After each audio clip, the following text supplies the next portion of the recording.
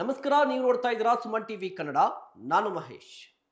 ಮೋದಿ ಮೋದಿ ಮೋದಿ 2013ರಲ್ಲಿ ಎದ್ದೇಳಿದಂಥ ಈ ಸುನಾಮಿಯ ಅಬ್ಬರ ಇಲ್ಲಿ ತನಕವೂ ಕೂಡ ಇದೆ. ನರೇಂದ್ರ ಮೋದಿ ಅಂತ ಹೇಳಿದ್ರೆ ಕೇವಲ ಹೆಸರಲ್ಲ, ಅದೊಂದು ಬ್ರ್ಯಾಂಡ್ ಆಗಿದೆ. ನರೇಂದ್ರ ಮೋದಿ ಕೇವಲ ಹೆಸರಾಗಿ ಉಳಿದುಕೊಂಡಿಲ್ಲ, ಕೇವಲ ವ್ಯಕ್ತಿಯಾಗಿ ಉಳಿದುಕೊಂಡಿಲ್ಲ, ಅದೊಂದು ದೊಡ್ಡ ಶಕ್ತಿಯಾಗಿ ರೂಪುಗೊಂಡಿದೆ. ಕಳೆದ 15 ವರ್ಷಗಳಲ್ಲಿ ಅಥವಾ ಕೇಂದ್ರದಲ್ಲಿ ಬಿಜೆಪಿ ಅಧಿಕಾರಕ್ಕೆ ಬಂದ ನಂತರ ದೇಶದಾದ್ಯಂತ ನರೇಂದ್ರ ಮೋದಿ ಅವರ ಹೆಸರು ಪ್ರತಿಧ್ವನಿಸ್ತಾ ಇದೆ. ಕಾಶ್ಮೀರದಿಂದ ಕನ್ಯಾಕುಮಾರಿವರೆಗೆ ನರೇಂದ್ರ ಮೋದಿ ಅವರ ಹೆಸರು ಒಂದು ದೊಡ್ಡ ಹವಾ ಅನ್ನ ಸೃಷ್ಟಿ ಮಾಡಿದೆ. ಮೋದಿ ಹವಾ, ಮೋದಿ ಮ್ಯಾಜಿಕ್, ಈ ರೀತಿಯ ಪದಗಳನ್ನು ನಾವು ಕೇಳ್ತಾನೆ ಇರ್ತೀವಿ. ಮೋದಿ ಹೈ ತೋ ಮುಮ್ಕಿನ್ ಹೈ, ಮೋದಿ ಇದ್ದರೆ ಎಲ್ಲವೂ ಸಾಧ್ಯ, ಜಗಮೆಚ್ಚಿದ ನಾಯಕ ನರೇಂದ್ರ ಮೋದಿ, ವಿಶ್ವಗುರು, ಈ ಟ್ಯಾಗ್ಲೈನ್ಗಳು, ಬಲಿಷ್ಠ ನಾಯಕತ್ವ, ನರೇಂದ್ರ ಮೋದಿ ಸ್ಟ್ರಾಂಗ್, ನರೇಂದ್ರ ಮೋದಿ ಅಂತ ಹೇಳಿದ್ರೆ ದೊಡ್ಡ ವ್ಯಕ್ತಿತ್ವ, ನರೇಂದ್ರ ಮೋದಿ ಅಂತ ಹೇಳಿದ್ರೆ ಬಲಿಷ್ಠ ನಾಯಕತ್ವ, ಇದೆಲ್ಲವೂ ಕೂಡ ಸರಿ. ಅದೇ ರೀತಿ ಪರಿಸ್ಥಿತಿಯೂ ಕೂಡ ಇತ್ತು. ಆದರೆ ಕಳೆದ 1.5 ವರ್ಷದಿಂದ ನರೇಂದ್ರ ಮೋದಿಯವರ ಜಲ್ವ, ನರೇಂದ್ರ ಮೋದಿಯವರ ಹವಾ, ನರೇಂದ್ರ ಮೋದಿಯವರ ಇಮೇಜ್, ನರೇಂದ್ರ ಮೋದಿ ಅನ್ನುವಂಥ ಬ್ರ್ಯಾಂಡ್ ವ್ಯಾಲ್ಯೂವನ್ನ ಕಳೆದುಕೊಳ್ತಾ ಇದೆಯಾ? ನರೇಂದ್ರ ಮೋದಿಯವರ ಪ್ರಭಾವ ಆರ ಕಡಿಮೆ ಆಗ್ತಾ ಇದೆಯಾ ಅನ್ನುವಂತಹ ಪ್ರಶ್ನೆ ಕಾಡ್ತಾ ಇದೆ. ಹಾಗಾದ್ರೆ ನಿಜವಾಗ್ಲೂ ಕೂಡ ನರೇಂದ್ರ ಮೋದಿ ಅವರ ವ್ಯಾಲ್ಯೂ ಅಂದ್ರೆ ಬ್ರ್ಯಾಂಡ್ ವ್ಯಾಲ್ಯೂ ಕಡಿಮೆ ಆಗ್ತಾ ಇದೆಯಾ? ಹವಾ ಕಡಿಮೆ ಆಗ್ತಾ ಇದೆಯಾ? ಡೀಟೇಲ್ಡ್ ಆಗಿ ಮಾತನಾಡ್ತಾ ಹೋಗೋಣ. ಅದಕ್ಕೆ ಒಂದಿಷ್ಟು ಕಾರಣಗಳು ಕೂಡ ಇದೆಯಂತೆ, ಎಲ್ಲವೂ ಕೂಡ ಹೇಳ್ತೀನಿ. ಅದಕ್ಕೂ ಮುನ್ನ ನೀವಿನ್ನೂ ನಮ್ಮ ಚಾನಲ್ ಅನ್ನ ಸಬ್ಸ್ಕ್ರೈಬ್ ಮಾಡಿಲ್ಲ ಅಂದ್ರೆ ಈ ಕೂಡಲೇ ದಯವಿಟ್ಟು ಸಬ್ಸ್ಕ್ರೈಬ್ ಮಾಡಿ. For business and personal promotions in Suman TV Kannada, please contact 9686376663.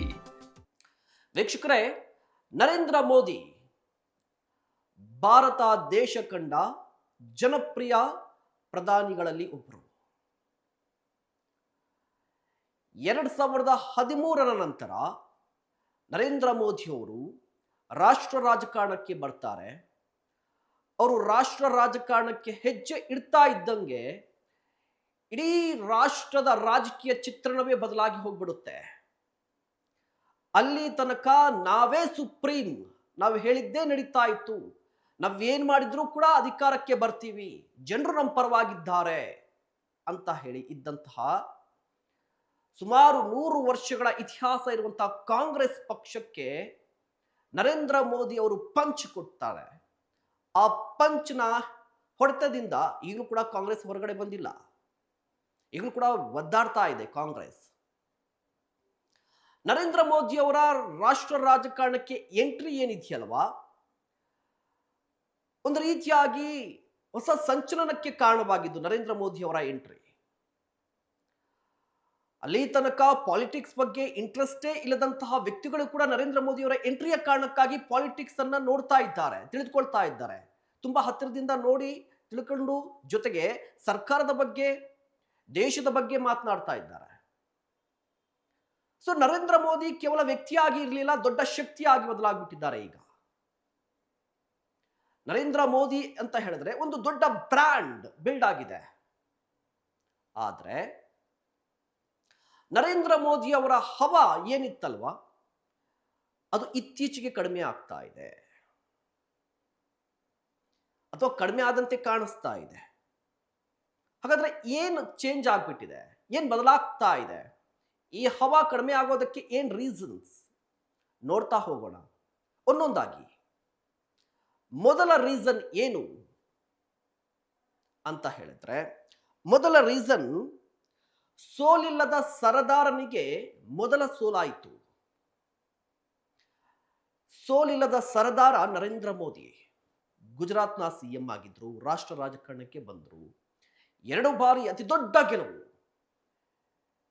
2014 Narendra Modi ಅವರ ಎಂಟ್ರಿ ಅತಿ ದೊಡ್ಡ ಗೆಲುವು. ಅದಾದ ನಂತರ 2019 ಅತಿ ದೊಡ್ಡ ಗೆಲುವು. ಯಾರೂ ನಿರೀಕ್ಷೆ ಮಾಡದ ರೀತಿಯಲ್ಲಿ ಬಿಜೆಪಿ ಗೆದ್ದದ್ದು ಕಾರಣ ನರೇಂದ್ರ ಮೋದಿ. ನರೇಂದ್ರ ಮೋದಿ ಅಂತ ಹೇಳಿದ್ರೆ ಸೋಲಿಲ್ಲದ ಸರದಾರ. 2014ರಲ್ಲಿ ಅಧಿಕಾರಕ್ಕೆ ಬಂದರು ಕೇಂದ್ರದಲ್ಲಿ. ಅಲ್ಲಿಂದ ಶುರುವಾಯಿತು ಅವರ ಜಲ್ವ. ದೇಶದಾದ್ಯಂತ ಅವರ ಪ್ರಭಾವ, ದೇಶದಾದ್ಯಂತ ಅವರ ಹವಾ ಆವರಿಸಿಕೊಳ್ತಾ ಹೋಯಿತು.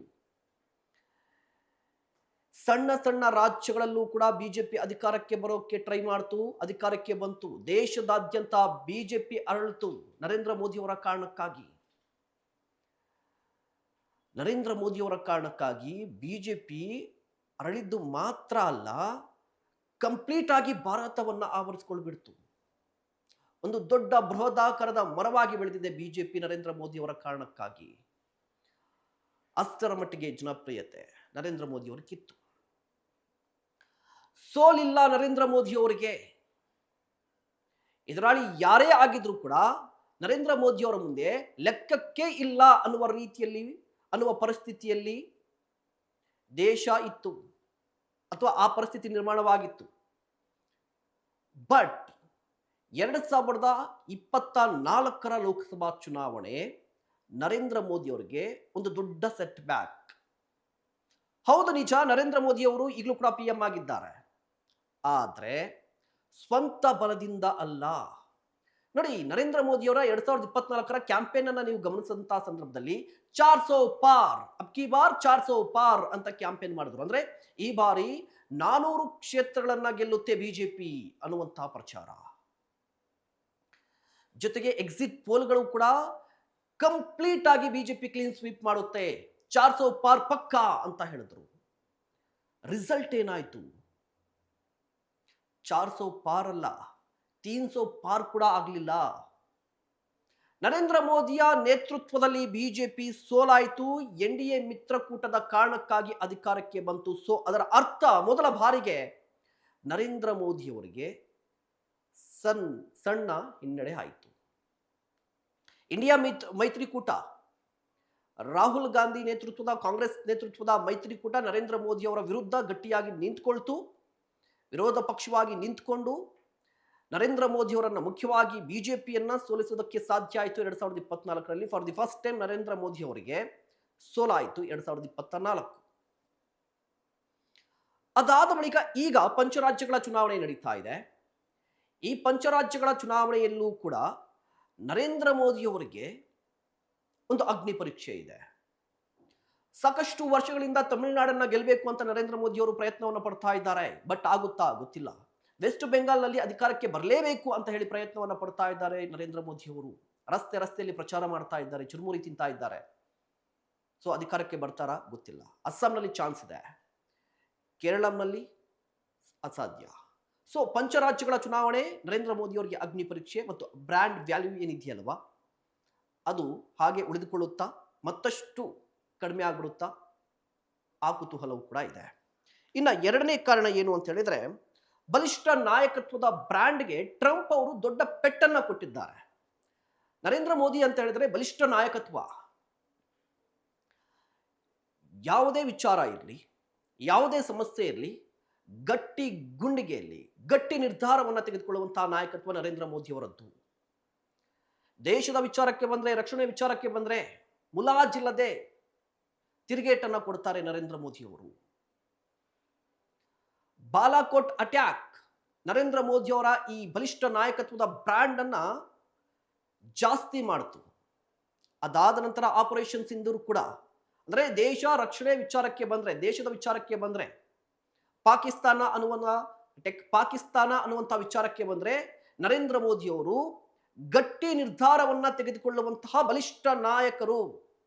ಈ ಹಿಂದಿನ PMಗಳಿಗೆ ಹೋಲಿಸಿಕೊಂಡ್ರೆ ಅನ್ನುವ ರೀತಿಯಲ್ಲಿ ಬ್ರ್ಯಾಂಡ್ ಆಯಿತು. ಬಟ್ ಆಪರೇಷನ್ ಸಿಂಧೂರ ಅದಾದ ಬಳಿಕ ಟ್ರಂಪ್ ಎಂಟ್ರಿ. ಟ್ರಂಪ್ ಅವರು ಘೋಷಣೆ ಮಾಡಿಬಿಟ್ರು, ಕದನ ವಿರಾಮವನ್ನ ನಾನೇ ಘೋಷಣೆ ಮಾಡಿದ್ದು ಅಂತ ಹೇಳಿ. ಬಟ್ ನರೇಂದ್ರ ಮೋದಿ ಅವರನ್ನ ಎಲ್ಲೂ ಕೂಡ ಉಲ್ಲೇಖಿಸಲಿಲ್ಲ. ನರೇಂದ್ರ ಮೋದಿ ಅವರು ಅಟ್ಲೀಸ್ಟ್ ಡೊನಾಲ್ಡ್ ಟ್ರಂಪ್ ಅವರು ಹೇಳ್ತಾ ಇರೋದು ಸುಳ್ಳು, ಕದನ ವಿರಾಮ ನಾವೇ ಘೋಷಣೆ ಮಾಡಿದ್ವಿ, ಆ ರೀತಿಯಾಗಿ ಎಲ್ಲೂ ಕೂಡ ಒಂದು ಕ್ಲಾರಿಟಿಯನ್ನು ಕೊಡಲಿಲ್ಲ.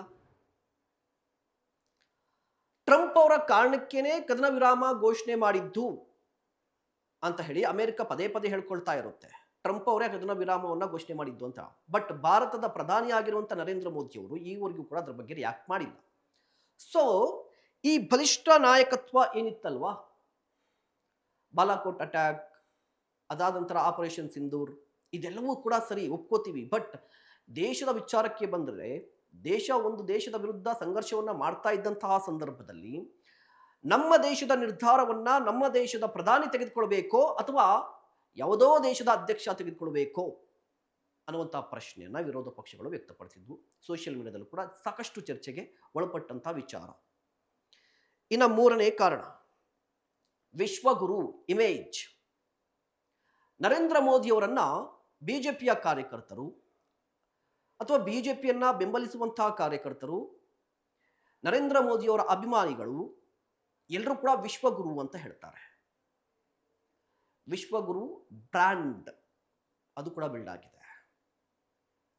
ನರೇಂದ್ರ ಮೋದಿಯವರು ಅಮೆರಿಕಾಗೆ ಹೋಗಿ ಡೊನಾಲ್ಡ್ ಟ್ರಂಪ್ ಅವರ ಪರವಾಗಿ ಪ್ರಚಾರವನ್ನ ಮಾಡ್ತಾರೆ. ಆ ಡೊನಾಲ್ಡ್ ಟ್ರಂಪ್ ಅವರ ಪರವಾಗಿ ಪ್ರಚಾರ ಮಾಡಿದಂತಹ ಕಾರ್ಯಕ್ರಮದಲ್ಲಿ ಮೋದಿ ಮೋದಿ ಮೋದಿ ಅಂತ ಹೇಳಿ ಜಯಘೋಷ ಬರುತ್ತೆ.